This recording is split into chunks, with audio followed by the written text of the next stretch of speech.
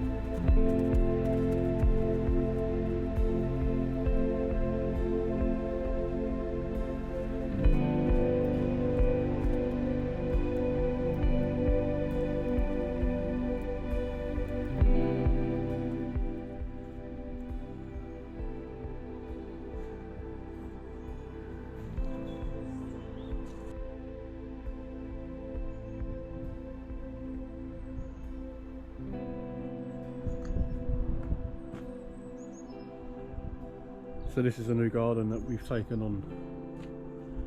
We've been here, we've done a couple of visits. Nothing's ever been recorded here, but we're going to show you the progress as we're moving along. We're going to be replacing this on the next one. Going to be building that. We're going to put a 4x2 up on the sides, thunderbolts straight into the wall. We're going to put a middle section in, 4x4 post with anchor bolts screwed into the ground on a plate. Another 4x2 on that wall, and then yeah, we're just going to build the trellis along for the lady, just to get everything back into shape. Lovely big rose bush. When we first took this on, it was quite messy. But yeah, again, I didn't record any of that. That was last year. So we will start showing you the progress as we go along. But I thought I'd make a quick video for you today, just to show you. We were just edging out around where the cornice is, just taking it down a little bit, just re-edging around the tree pits. And yeah, we're just trimming up the bushes just round on the side. But yeah, that was just a quick one for today, and we'll catch you in the next one. Adios.